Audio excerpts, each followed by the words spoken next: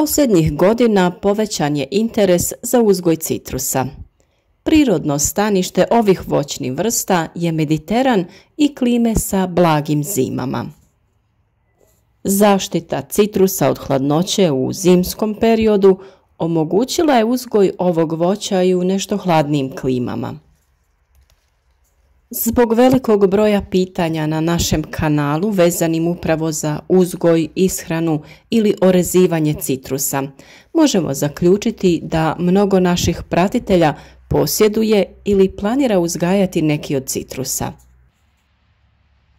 Iz tog razloga u ovom videu pokazati ćemo kako se orezuje limun ili neki drugi citrus.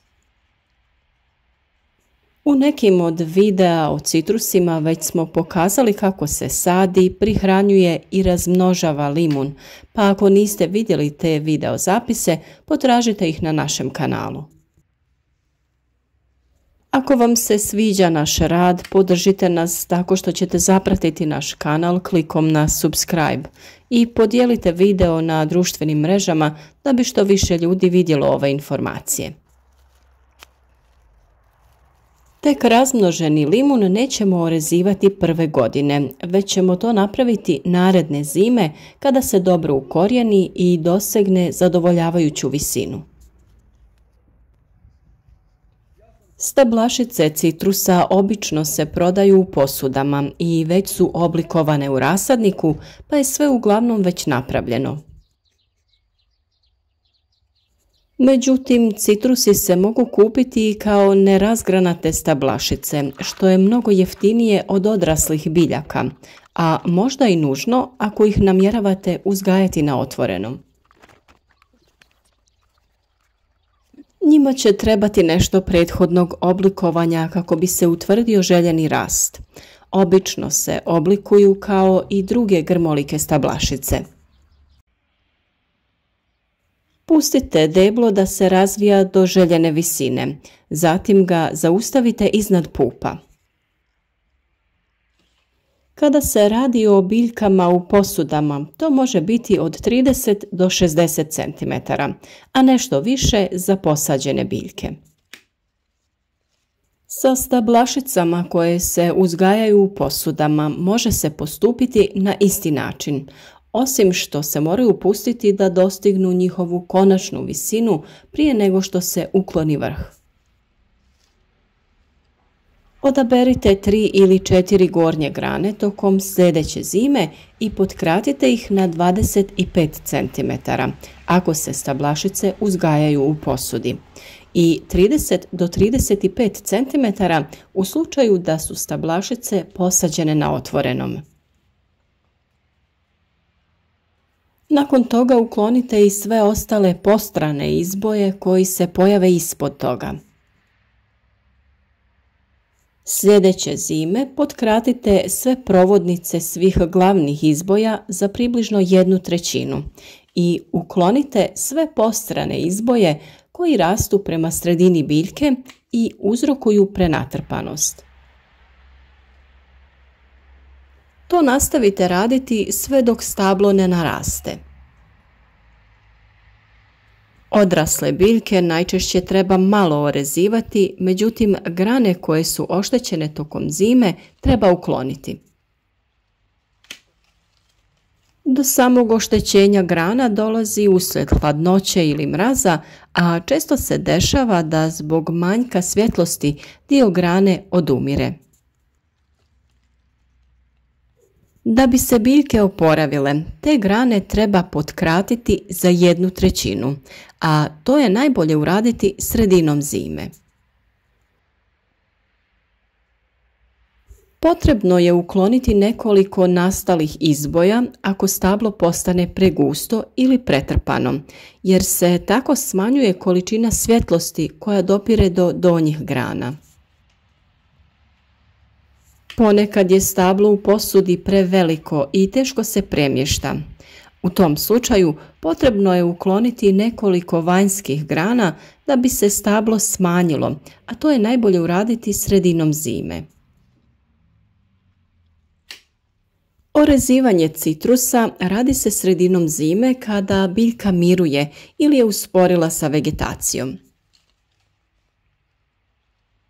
Pri orezivanju treba ukloniti i sve one grane koje se isprepliću sa drugim granama i na taj način čine grm ili stablo pregustim.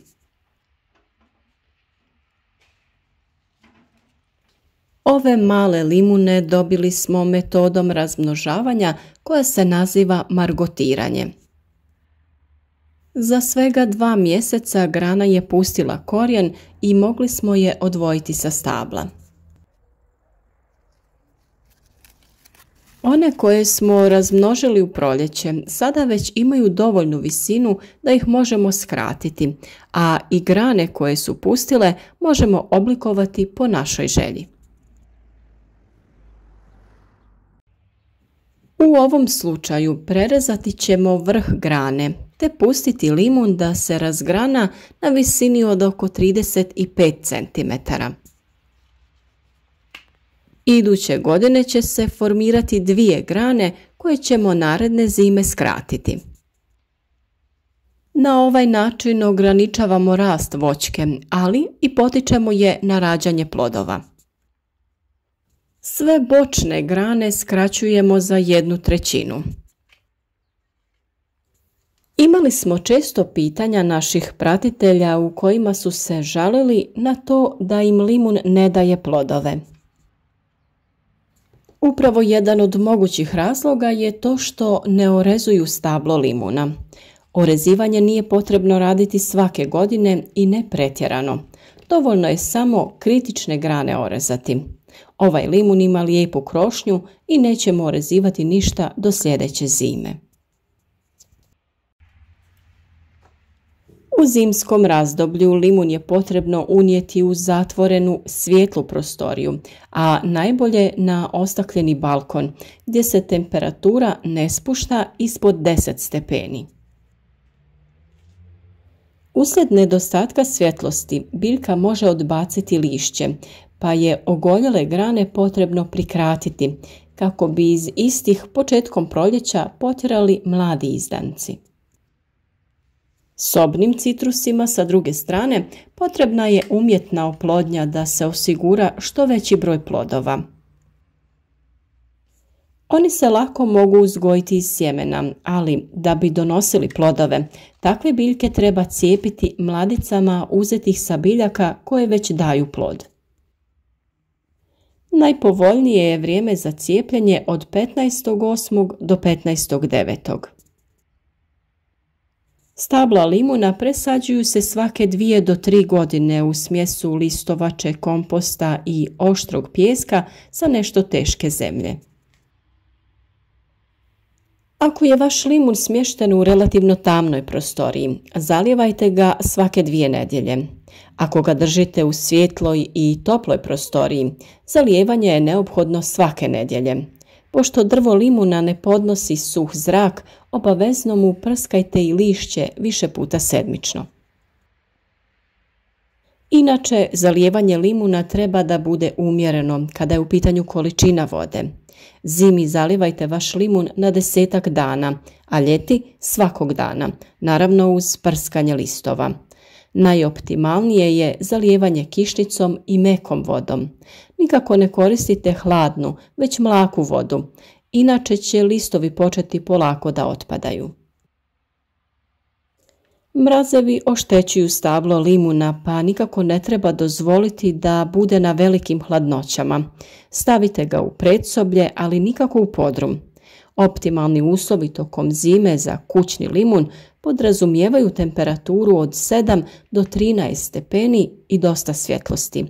Minimalno ga zalijevajte tek da se zemlja ne bi osušila. Ako tokom zime pretjerate sa zalijevanjem, biljka može čak i da ugine. Inače, limun zimi neće rasti u visinu, neće listati, već je u posebnoj fazi odmaranja. Jedino će cvjetati ako ga držite u toploj prostoriji, ali ni tada neće da zametne plodove. Posuda sa limunom bi trebalo da se stavi na podmetač sa šljunkom. Šljunak u posudama ili podmetačima omogućiti će drenažu i spriječiti gubitak vlage. Sad kad smo obradili i ovu temu, vjerujem da imate sve savjete što se tiče uzgoja limuna, a sve video savjete i poveznice kako da ih pronađete na našem kanalu staviti ću vam u opisu videa kako bi se lakše snalazili. Vjerujem da ćete prepoznati naš trud i nagraditi ga tako što ćete zapratiti naš kanal, a klikom na znak zvonca pored dobivati ćete i redovne obavijesti o svakom novom video savjetu.